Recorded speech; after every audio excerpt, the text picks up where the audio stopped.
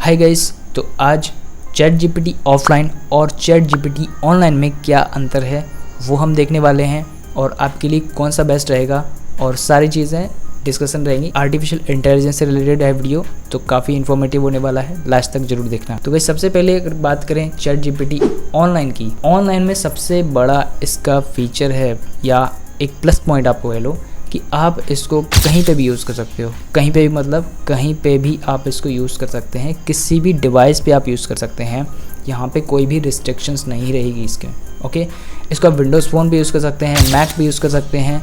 इसके बाद आप इसको एंड्रॉयड डिवाइस भी यूज़ कर सकते हैं और जियो फ़ोन अभी तक टेस्ट नहीं किया है, शायद अगर अच्छे से काम करा तो जियो फ़ोन पे भी आप इसको यूज़ कर पाएंगे शायद, बट कंप्यूटर पे आप किसी पे भी यूज़ कर सकते हैं।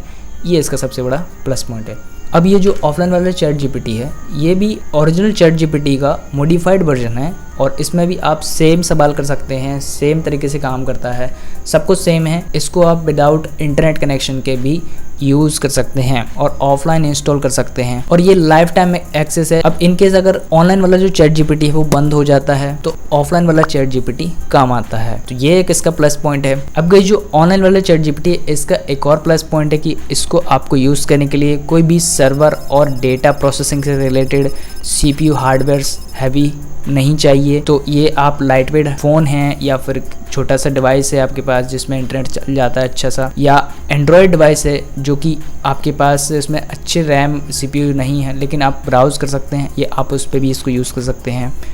किसी भी कंप्यूटर पे यूज़ कर सकते हैं जिसमें अच्छा हार्डवेयर नहीं है, उस पर भी ये चल जाता है। वहीं अगर हम ऑफलाइन चैट जीपीटी की बात करें, या इसका जो नाम है वो एक्चुअली जो सॉफ्टवेयर डेवलपर है उन्होंने चेंज किया हुआ है, अल्पाका इलेक्ट्रॉन करके। सो ये है चैट जीपीटी ही। इसका जो मॉडल है वो भी सेम है, सब कुछ सेम है। तो यहाँ पे आप देखो, इसको यूज़ करने के लिए आपको सीपीयू और रैम अच्छा चाहिए होगा। जैसे कि आप देख सकते हैं अभी ये इसको मैं अभी यूज़ नहीं कर रहा हूँ, लेकिन आप जब भी यहाँ पे मैसेज टाइप करेंगे तो जब इसका चैट फंक्शन जो ऑन होता है या रनिंग में चला जाता है तो ये जो सीपीयू यूजेज है वो बढ़ जाता है, ये लगभग आधे से ऊपर हो जाता है। और ये जो रैम यूसेज है वो भी थोड़ा सा फ्लक्चुएट होता रहता है, कम या ज़्यादा होता रहता है। तो ये एक चीज़ है, इसको आपको यूज़ करने के लिए हाई सीपीयू होना चाहिए, रैम अच्छा होना चाहिए। आप देख सकते हैं 12 GB रैम है, इसमें से 7.5 GB रैम इसमें यूज़ हो रहा है, यानी कि 3 से 4 GB या 6 GB के आसपास ये जो है रैम ले लेता है। सो इसके लिए आपको अच्छा रैम और सीपीयू ज़रूरत होगा। अब नेक्स्ट यहाँ पे जो इसका प्लस पॉइंट है ऑनलाइन वाले चैट जीपीटी का, कि ये जो है फास्ट है। अब ये फास्ट क्यों है?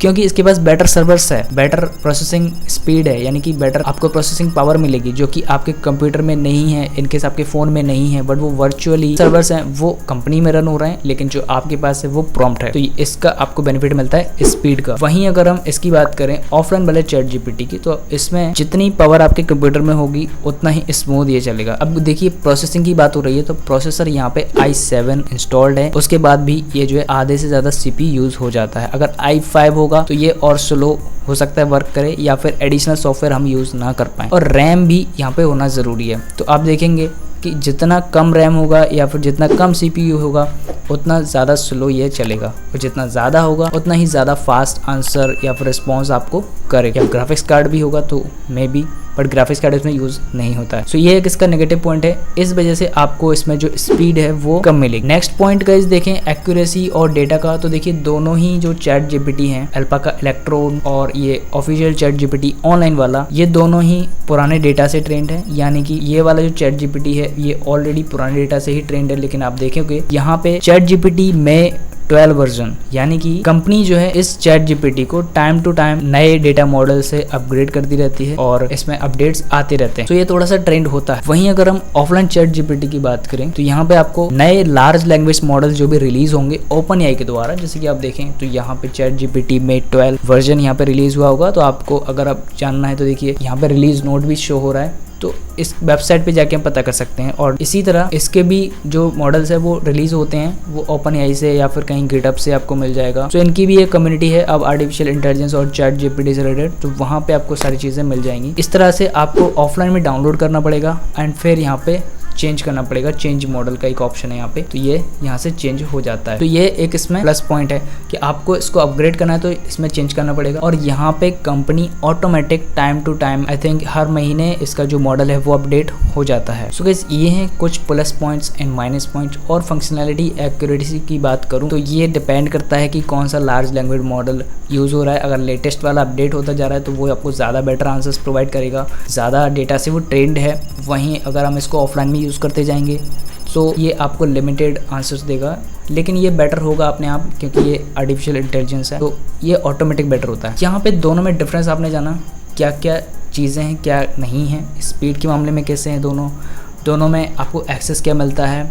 सो ऑफलाइन के अलग फ़ायदे हैं जब इंटरनेट एक्सेस नहीं है या मे बी इनकेस बंद हो जाए सब कुछ, या जो ऑनलाइन चैट जीपीटी है वो बिल्कुल काम करना बंद कर दे, तो ये ऑफलाइन वाले चैट जीपीटी बहुत अच्छे से काम करेगा। सो गाइस ये था वीडियो, कैसा लगा कमेंट करके ज़रूर बताना। सो फ्रेंड्स मिलते हैं नेक्स्ट वीडियो में। Thanks for watching.